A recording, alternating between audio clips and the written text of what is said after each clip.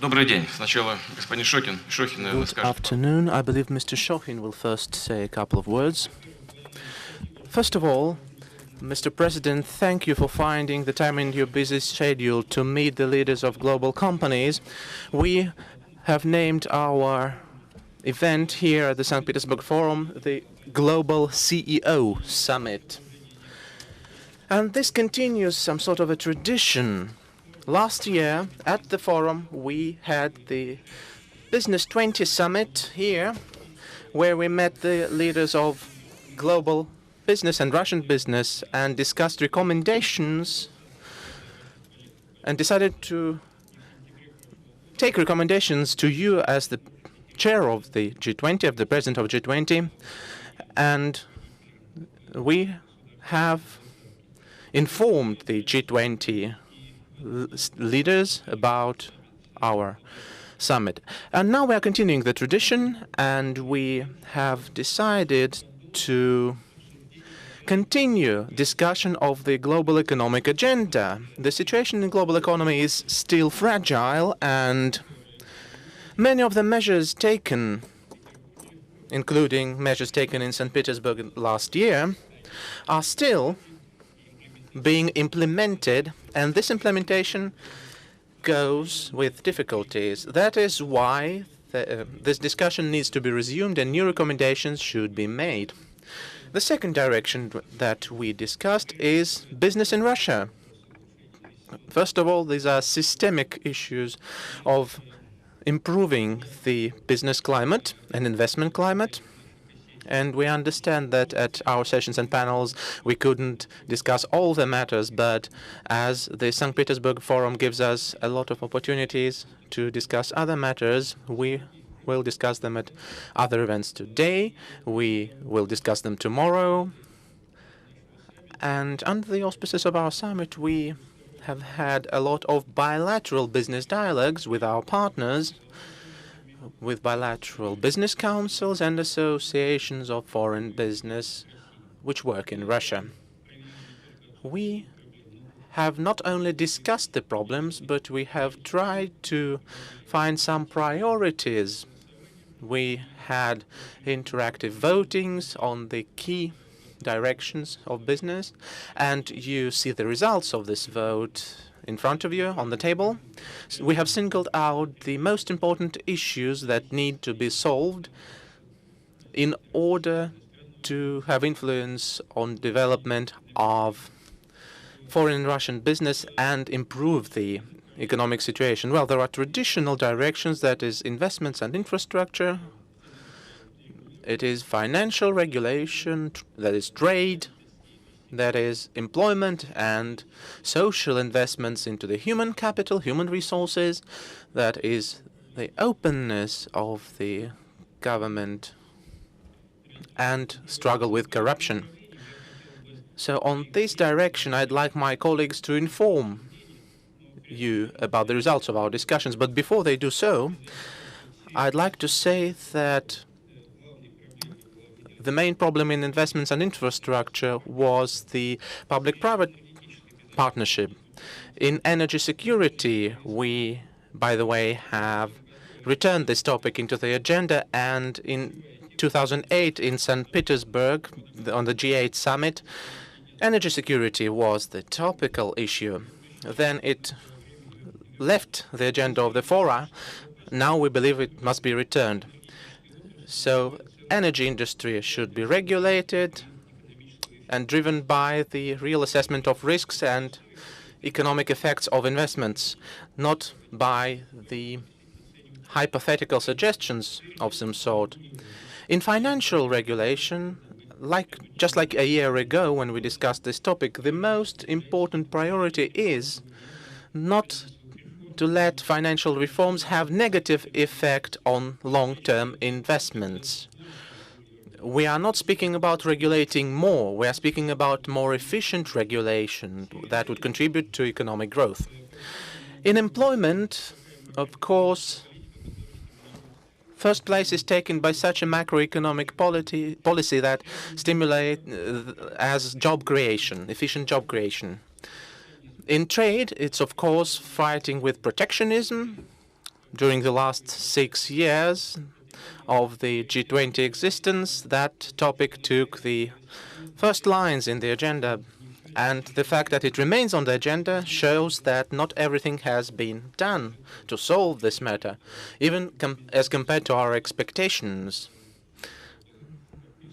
For example, the implementation of Bali Agreement within the WTO. In the openness and struggle with corruption domain, that is the government procurement, which is the most important. This topic is really relevant for us and our partners. If we are speaking about the Russian priorities of creating favorable business climate in Russia, the priorities in the development of small and medium businesses are lifting the barriers for the activities of the new enterprises and simplifying the registration procedures and regulatory environment. Today we had the presentation of the rating of investment climate of different Russian regions, and we've discussed these topics. The second priority of getting better the investment climate in Russia is lowering the burden of regulatory effect. So we must avoid duplication of inspections and oversight bodies, and we need to ensure the openness and transparency of the government oversight bodies. That's the gist of our activity here, and I will stop now, and I'd like my colleagues, as kind host, would like to give our foreign colleagues the floor. And the first, I'd like to give the floor to our Indian guest, Shumet Mazumdar, the elected president of the Confederation of Indian Industry. Honorable President, sir, I'm going to talk about infrastructure, as he told you. Amongst the G20 countries, the emerging markets are still struggling, and they haven't quite recovered. For the G20 countries as a group to prosper, it's important that even the emerging countries prosper, so as a group we prosper. And it needs inclusive prosperity. So I have one suggestion, is that if some sort of a robust multilateral investments framework can be built, and the governments extend special cooperation and a proper mitigation process for losses be drawn up, then the required funding for these emerging markets would come, and it would really help the G20 countries to be prosperous in the long run. Yes, he talked about the private and public partnership. That is working quite well in India, but there are other issues that require looking into. But this is one suggestion. The second point I'd like to make is by 2020, there'll be more people retiring from the job market than entering the job market, whereas India will have an excess of working age people. I believe 65% of the population in India at that time would be a working population. And it is estimated by 2026, the shortage in the world, in the markets, would be about 45 million people, whereas India would have an excess of 56 million people. So it is very important that these people are properly trained, made ready for this opening. And this will happen once the infrastructure is of the same level of the matured markets. And this is important for the entire group of the countries for their own good, because India could also be the manufacturing base for a lot of the countries. And these are the two suggestions I have, Mr. President. Thank you. Спасибо. Ну, во-первых, Thank you very much. Well, first of all, I'd like to welcome the CEOs of the global business. I believe that this event within the work of the forum is really the first one, and Mr. Shokhin told you about it. We have a lot of common problems. When I say we, I mean, of course, the global economy and the situation in the Russian economy as well. Our Indian colleague has named some global problems, really, and I'd like to use this opportunity and the fact that the floor was first given to a representative of the Indian business to say that India and Russia share really friendly relations.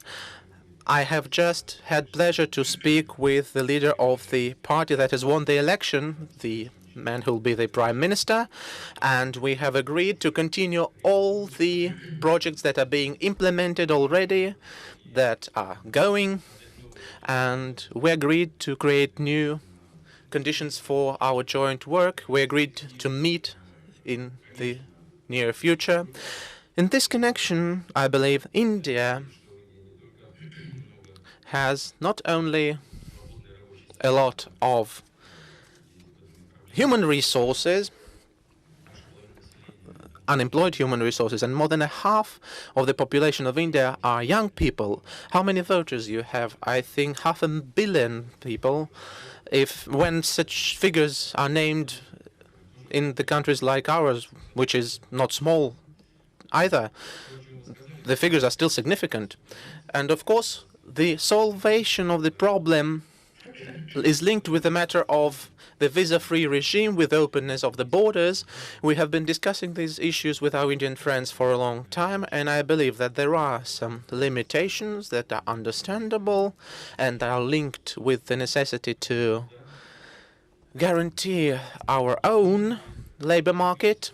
But still we are moving in this direction, which would allow us to simplify the entry to our country of the human resources, and we'll continue doing this on the parity basis.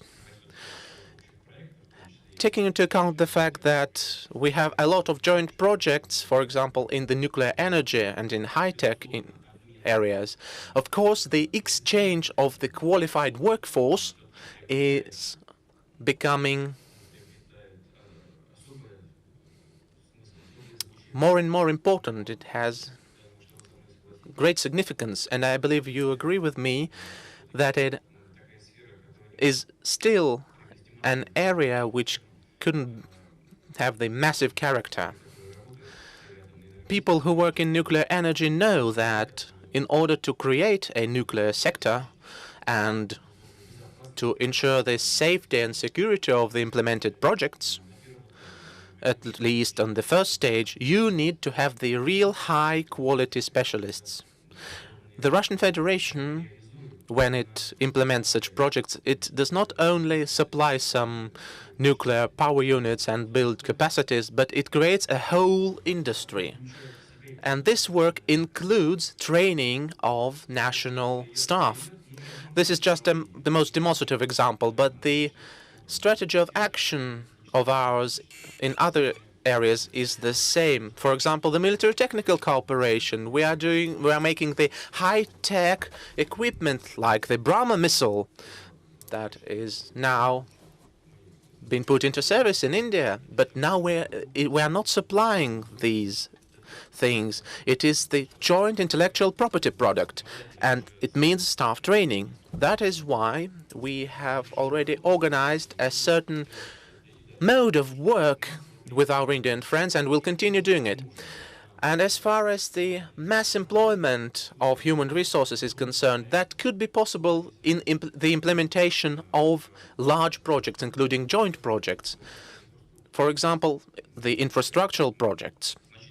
We are waiting for a lot of infrastructural projects in Russia, and that are the projects that will attract the investments from the reserve funds. So it is good. Thank you. Allow me to give the floor to our Canadian colleague, Paul Rawlinson, the CEO of Kinder Gold Corporation. Hello. Thank you, Mr. President. I've been asked to speak to the theme of investments, and we're a mining company, so I'll make my comments relative to the mining industry. I would say we're proud. We have been active in Russia for almost 20 years now, and we are the largest foreign investor in mining thus far. We've recently invested over US $3 billion in the mining sector. Our 2 mines are located in the Far East, Chukotka. And our experience has been a very positive one, and there's been a lot of cooperation with the government and improvement in the regulation. But we think there's more that can be done to attract more foreign investment in mining. And the benefits of that, of course, it would provide additional jobs, train human talent, and of course provide additional revenue for governments. We have 3 specific recommendations in that regard. Number 1, please consider the strategic limit for minerals, the size or the elimination. We also think there may be a possibility to simplify the claim staking process. There's a pilot project currently underway, but it hasn't been rolled out in all regions. And lastly, there are ways to facilitate the process to move from exploration to mining. Now, I would further suggest that we would think that a way to come at this would be on a pilot basis to pick one region or a couple of regions where there's good mineral prospectivity, such as the Far East Federal District, and roll out these suggestions on a pilot project. And if we were to do that, we see 4 potential benefits. First of all, it would reinforce the government's strategic focus on economic and social development in the Far East. It would attract, we think, more mining investment into the Far East. The government would still retain control over its subsurface resource. And lastly, we think this can be done with very little to no cost to the government. Thank you.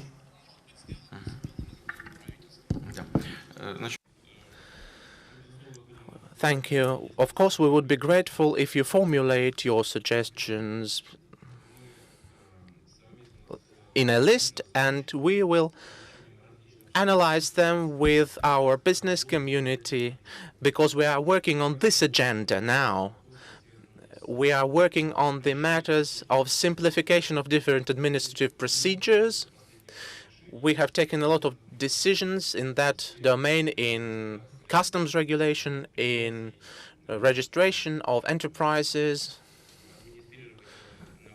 in the regional regulation. But of course, these, I think, are not enough, and we will go further. And I believe that your recommendations will be very useful for us. And I'm speaking without any irony here. Our business community and government are in close contact, and we are now thinking on the suggestions which could be helpful. As far as the simplification of access to the claim taking, simplification of the claim taking, of course, we can speak about that. We believe we have a very liberal approach to these matters. We have actually nothing is forbidden. If you know, everything is allowed in Russia. We do not have any forbidden topics for joint bilateral work with our partners, and no forbidden areas. There are rules and regulations which are linked with the so-called national resources and deposits. That does not mean that foreign investors can't go there. It means that the decision must be considered by a governmental commission. And who has worked in Russia knows that, I believe. If you think that you have faced some problems, you have the members of the government here, of government of Russia, and we would ask you to formulate exactly and to name those problems. There are terms of consideration of your claims, and the claims are taken and accepted, but still we are ready to think on how we could make the things better. As far as the simplification of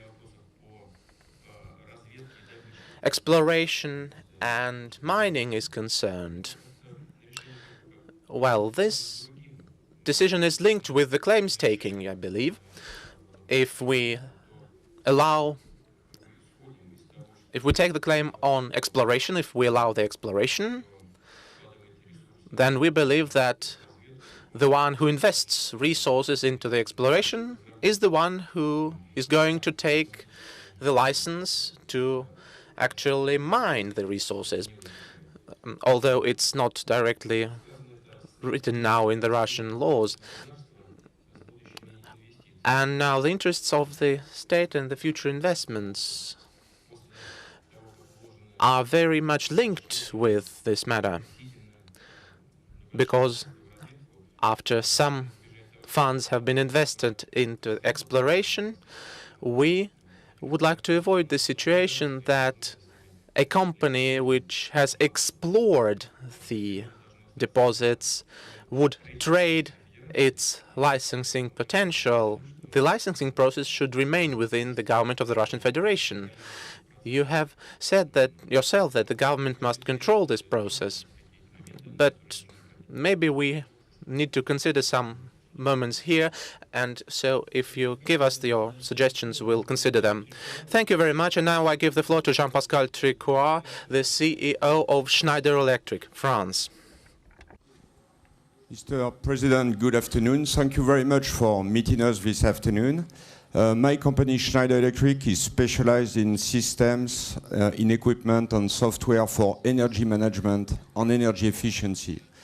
Under the guidance and with the support of your teams, we have invested a lot in Russia, and we employ now 12,000 people in your country, developing technology and manufacturing here in the country. So after so much investment, my question goes naturally to your energy plans. And I would like to ask you if you could explain us where you see your priorities in the field of energy, which sector, which installation, in which geography.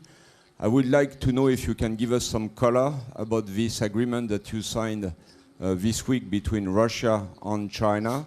And as it is one of the specialties of my company, if you could tell us what is a specific place of energy efficiency in your energy vision for Russia. Thank you. Energy efficiency must be number one, not just in Russia, but everywhere around the world. This is one of the key components of success in any business, in any project. And we will, of course, strive for all the areas in the energy sector to be as efficient as possible at the level of modern standards. What we would like to focus on is, of course, we're already thinking about the promising sources of energy, renewable sources of energy, hydrogen sources, sun energy. We're working in this area. Companies allocate funds, they receive support from the state. At the same time, you as a specialist in energy, you are well aware that in the next maybe some 30 years as a minimum, the overall consumption of energy resources will grow, but the structure of the primary sources consumed will not change. And in this regard, we attach great importance to the hydrocarbon raw materials and to the development of nuclear energy. As for the nuclear energy, in the whole energy structure of our industry, it only takes 16%. I know that in France, the nuclear energy accounts for more than 80% in the whole energy sector structure. So we still have many things to do, and we have a plan of development. We are planning to reach at least 25% of share of nuclear energy in our whole energy sector structure.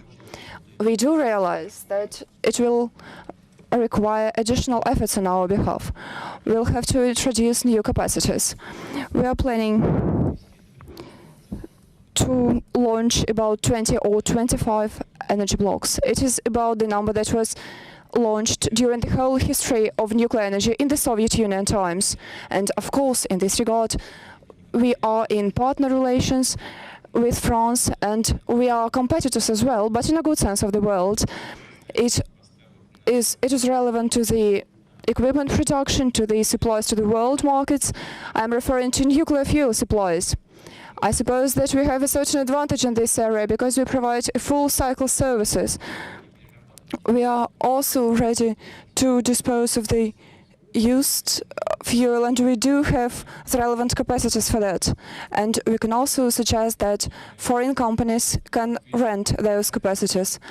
And speaking about the range of orders in our nuclear energy providers, it is quite broad, and we have certain plans for a whole number of years. We are planning to create a whole industry focusing on training and development of nuclear energy as a science.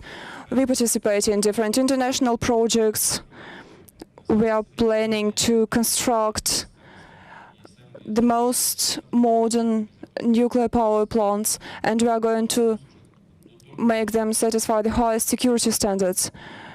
So we are going to stick to Fukushima Plus standards. We are going to apply multi-layer protection in case of any disruption in the operation of a nuclear power plant. Speaking about the hydrocarbon raw materials, it is not going to get cheaper. I suppose this is evident for everyone.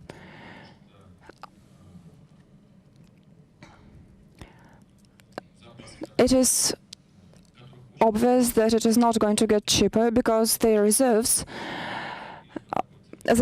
are quite rich, but at the moment they are either hard to recover or are located in the places where the infrastructure is not developed enough. It is true for our country and for other countries of the world. There are pluses and minuses in this situation, but the thing is that we can be quite confident when investing into this area.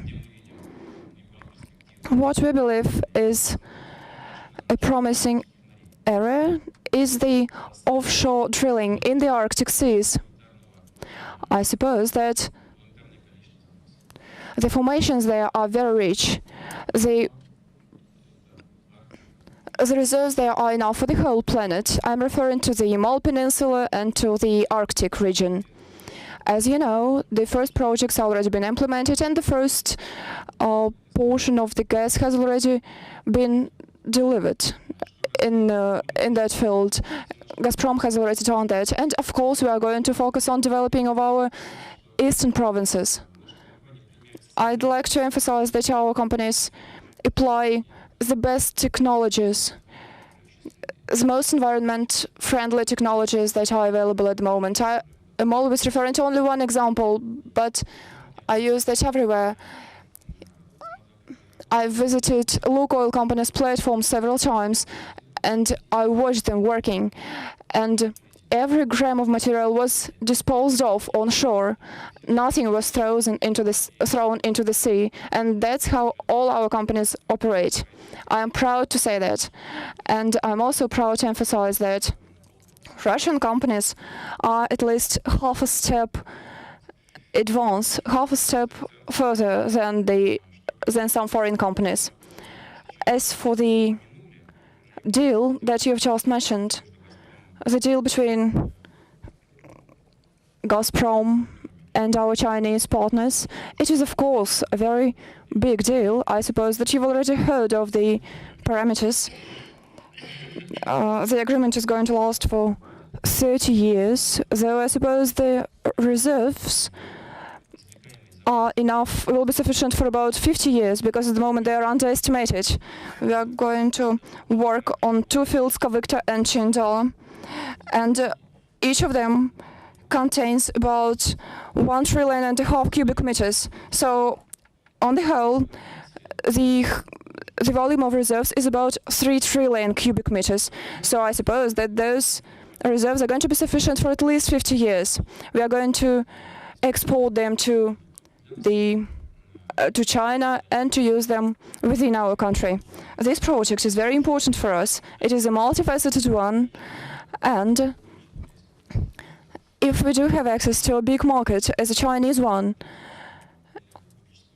and if they're ready to buy about 38 billion cubic meters of gas every year, this project is definitely going to be profitable, and it will allow us to develop our eastern provinces and to create gas supplies, networks and infrastructure there. And then in future we will be able to proceed to the next stage. This is a so-called eastern route from Western Siberia, but we've also discussed another project with our Chinese friends, and that would be a western route. And then the resource base for the western route would be the Western Siberia. And we suppose that the development of infrastructure both in the eastern and western Siberia will enable us to use the advantages of both parts of the territory there. I am referring to the eastern and western Siberia and the European part of Russia. So then we are going to have a single infrastructure that will allow us to make gas supplies to the whole territory of Russia and will also enable us to diversify our exports. So we will be able to diversify our exports and to choose either eastern or western directions. Given that Vladimir Vladimirovich gives very broad comments, I'd like you to make your speeches shorter. I'd like to make your speeches shorter so that everyone had a chance to speak. I'm afraid that our foreign colleagues would be very unpleased. But now I'd like to give the floor to Mr. Bruckner, the head of Boston Consulting Group, on financial regulation. Mr. President, Russia has made enormous progress, and the Russian economy has made enormous progress during the first decade of the new millennium, and has become a strong member of the global economy. Now is the time to move Russia and the Russian economy to the next level, and there are enormous opportunities, but also there are strong challenges. And the key levers for really moving the economy to the next level are continuing openness, secondly, increased competition, and thirdly, the strengthening of institutions to ensure the rule of law. And by really providing a level playing field for many players, start-up companies, small and mid-sized companies, large corporates, will have opportunities to bring a lot more innovation, more productivity, a higher efficiency to not only the economy overall, but to the different industries. And it will mean that there will be both domestic and, of course, foreign players to really help ensure that there is strong growth over the next decade and more. This is, of course, also true for financial services. Obviously, financial services plays a very important role in not just mobilizing savings, creating strong capital markets, but also, I think, providing funding for the startups, for the small and mid-sized companies, and for the large corporates. And in order to ensure that the financial sector plays a strong role, it's important to have quite a number of large players, not just two or a couple of national champions, but to have a broad sector and a broad range of institutions that really can play that role in the mobilization of funds, in the capital market creation, and also in the funding of different companies of different sizes. Now, the central bank is doing a very good job in trying to clean up the banking sector, really closing down those institutions who are destroying the trust and destroying value. So that's one part. But I think it's important to have a broad range of institutions. Secondly, I think it's also important to ensure that the pension reform is being accelerated so that there are funds for long-term projects. The second element in the financial service sector is to ensure the application of global standards. So it's very good to see that Russia is applying Basel III going forward, so that we all have the same playing field, and also make sure that we do apply also to the same standards. And thirdly, financial services, like every other industry, like every other sector, will have to change fundamentally because of digitization. And there is a huge opportunity for the Russian institutions, but also institutions in general, to really move financial services to a different level of quality, efficiency, productivity by having digital payments, digital banking, digital financial services overall. And here Russia can really jump to the forefront, and Russian institutions, and play a very strong role. So overall, we at BCG, and I'm personally very confident that with increased and continuing openness, increased competition, and the strengthening of the institutions to ensure the rule of law, Russia will indeed, over the next 10 years, move to a completely new level of performance and really build on what it has achieved over the first 10 years during the decade. Thank you very much. Я так понял, что это не вопрос, это... So, as far as I understand, it was not a question. You've just expressed a point of view and you've suggested some recommendations, and I'd like to point out that we are already working in all those areas. It is related to supporting startups and strengthening the financial system in general. You've mentioned that the role of the central bank aimed on sanating the financial system is a very difficult one, and we do realize that it requires lots of efforts, because we do realize that it is always very painful to reduce the number of financial institutions that are not competent enough to fulfill all their obligations to their customers. That work is a very difficult one in both social and political aspects, and it is also an additional load for the budget, because we have to reimburse the losses for the customers when the central bank takes the relevant decisions. And we've also had to work on legislation in this area, and then we've also had to work on the law enforcement, and then to proceed to the work itself. But we do realize that we absolutely had to do all we've done in order to make our financial system very efficient. I suppose that we had about 1,000 banks, and at the moment we have about 950. So on the one hand, the big number of banks is good, but on the other hand, in the current financial reality, it is incompatible with efficiency. That is why we are going to continue work in this dimension, and of course we are open for cooperation with companies like yours. As for attracting finance and foreign investments, I'd like to emphasize that my colleagues have already mentioned that. Speaking about attracting investments, our country was third based on the volume of attracting foreign direct investments. We were third in the world.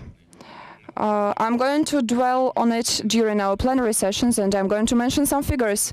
But of course, we have to go on, and I'd like to emphasize that 2 years ago we created Russian Foreign Investment Fund, and recently they've raised about $10 billion. At the moment, we are working with the biggest world funds, and of course, in this regard, what you do is in demand, and of course, we are going to welcome any possible joint efforts. Now, I'd like to give the floor to our Turkish colleague, Erol Kerespi, the chairman and the CEO of Santa Pharma, on employment and social issues. But I'd like to remind you, ladies and gentlemen, that the plenary is going to begin at 2:30. So other participants are probably going to criticize us if we are too late. So please try to make your speeches short. It is me who is going to be criticized, not you, because they will not know why you were not in time.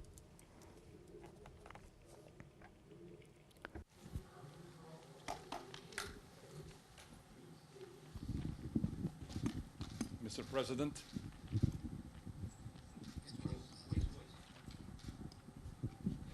Mr. President, looking to the priorities into the area of employment and labor mobility, the votes that has been given to you came not so distant between the first and the third priority in the list, with only a little less importance on the second. This doesn't mean that the second is much less important. First priority was to introduce the macroeconomics policies that promote employment and creation of more productive jobs. The flexible labor markets that offer a diversity of work contracts are an essential part of an enabling environment. A diversity of work contracts allows our companies to react rapidly to market changes and quickly create jobs. Flexibility is a necessary element for competitiveness. It's clear that the government's main responsibility is to support business to create new jobs with adoption of new, dynamic, and flexible policies. Right policies will encourage private sector to increase their employment capacities. It is important for the governments to be in touch with the market in order to analyze their needs. The second priority, who took the less of the votes, Mr. President, was ensure trans-border labor mobility with response to the business and labor market needs. Governments should adapt immigration policies in line with labor market needs. The labor mobility is becoming a main challenge for the business community. Labor market welcomes such immigrations according to their needs. However, in this process, the adaptation of the immigrants to the host country, language problems, and social benefit issues should be taken into account by the governments. Well-organized labor mobility will be beneficial not only for the host country, but also for the global labor market. Mr. President, to reach our goals in both priorities, we should also make employability a top priority in national education and training systems.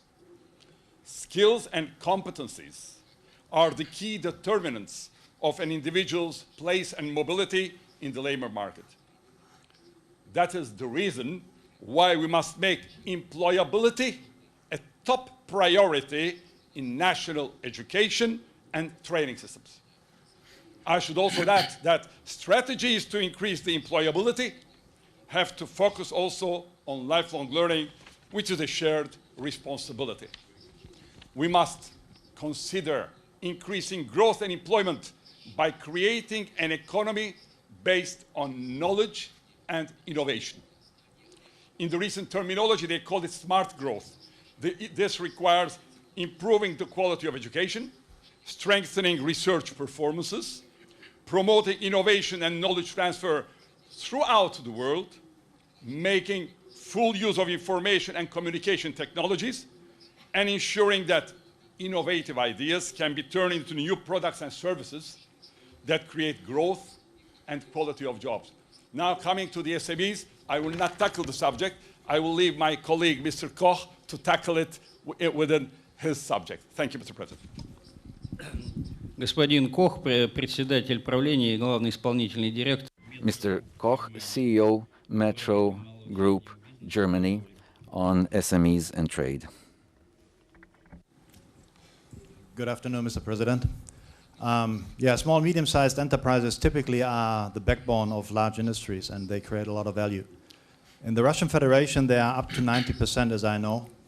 And our business in Metro is we are supporting independent business people. They are the small guys running productive stores, restaurants, hotels.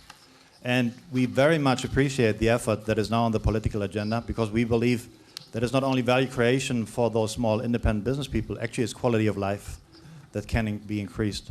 So actually, therefore, my question to you would be, what's your personal view on what can be done on top of it? For example, less bureaucracy, less regulation, and more support so that these people can really grow.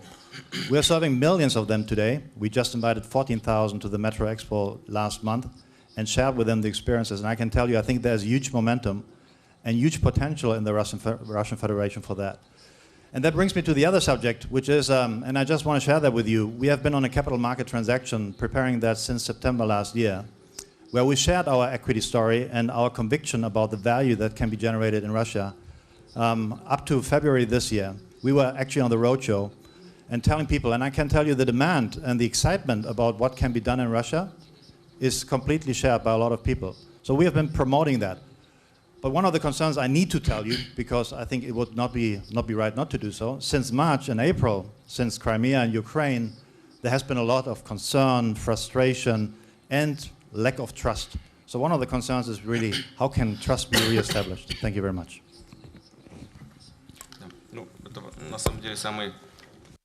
Well, I believe that's really the most important question. And the motto of all the economic forum is the restoration of trust. As far as the problems which you mentioned are concerned, those problems are linked with Ukraine, with the Crimea, but they have emerged due to the lack of trust. Just look, where did the Ukrainian crisis emerge from? It emerged because President Yanukovych postponed signing the association agreement with the European Union. And what followed? The coup d'etat, supported by our American and European partners. What goes next? Chaos, and now the full-scale civil war, which we are seeing. In the post-Soviet space and in the world, you have to be very careful. You have to take the fundamental basis of states' existence with very great care. If we don't do that, then chaos emerges and destabilization of the situation in politics and in economy.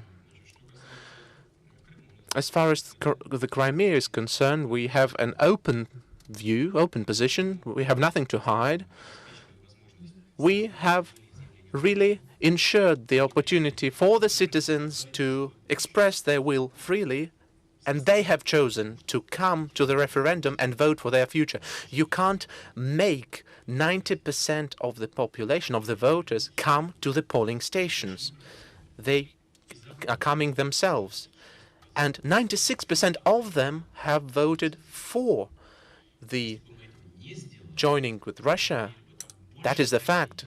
If we hadn't done it, we would have great tragedy there now, even greater tragedy than in the cities of Ukraine, like Odessa, where people were burnt alive in a building, and about 50 more people were just lost. We do not know where they are now. We didn't let such a tragedy happen in the Crimea, and we'd like you to be unbiased in your evaluations of this situation. What do we have to do to restore trust and confidence? We have to work with each other. We have to be in a dialogue. For example, we still can't sign a comprehensive partnership agreement with the EU. There are constantly problems emerging from one side, from another side. We've been offered consultations about the possible association of Ukraine to the European Union, with the European Union, but still no consultations have happened. Our Minister for Economic Development, Mr. Lukayev, went there, and he is a liberal person in the good sense of it. He went there, he returned, and he said that he heard nothing but slogans, mottos. So we expect that we'll have to reach a meaningful, substantive agreement, and we'll have to have meaningful dialogue, as diplomats say. We believe that it must begin. There is no other way to restoring trust and confidence. We have to have direct talks and find mutual compromise with respect of legal rights and interests of each other. As far as the SMEs are concerned, of course, that's a very important issue, and I have to admit that we've done a lot for the recent years, but not enough, of course. The development of the small and middle business in Russia is not going as well as we need. I wouldn't give you the figures now. Of course, we have the system of support of the SMEs at the federal and regional levels, and when we allocate resources from the federal budget, we allocate the resources to the regions, because the SMEs are working in the regions. What do we have to do more? What else? We have, of course, to lift and lower the barriers, the bureaucratic barriers.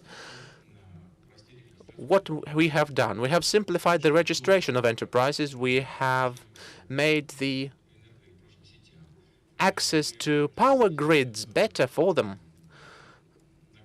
We have lowered the customs burden for the enterprises which work in the foreign market. And this is linked with the fact that it is forbidden to enterprises to have business, to enterprises that have the customs in their shareholder, as their shareholder. What do we have to do to give access to the cheap loans, cheap financial resources? We have to solve it. It's a difficult task, but if we don't solve it, we can't develop small business. We have quite a few other people who would like to speak and to ask questions. From Indonesia, Mr. Bambang, who is the president of the Trade and Commerce Chamber of Indonesia, Yopo Koppola, president of the Confederation of Finnish Industry, Jörgen Rasmussen from Carlsberg Group, who is a co-chairman on the European side of the Russian-EU Businessman Roundtable, Lord Peter Mandelson, who is president of the Global Council and who for many years was the EU Trade Commissioner. Quite a few other colleagues, but your protocol people are indicating that it is time to, let's say, let you go to the next meeting. And so I would like to thank you, Mr. President, for your detailed answers to these questions and your comments. As we understand, a lot will be further clarified in your remarks at the plenary. And so, colleagues, I would like to invite you after the plenary to the press conference. And at the press conference, you will be able to convey your views to the world public. And now let me repeat what I said in the very beginning. I expect that we can hope that this kind of forum will be held in the future as part of the St. Petersburg Economic Forum. Thank you very much. Thank you very much for coming, and thank you for discussing with us both Russian and global problems. I think it'll be useful for everyone, and in any case, this is a very positive signal for developing cooperation with Russia. As for the questions that we have not heard, or perhaps some questions even that that were mentioned, such as the labor market, I will talk about this at the plenary, about our plans for the future and about the steps that we intend to take to further develop the Russian economy. Thank you.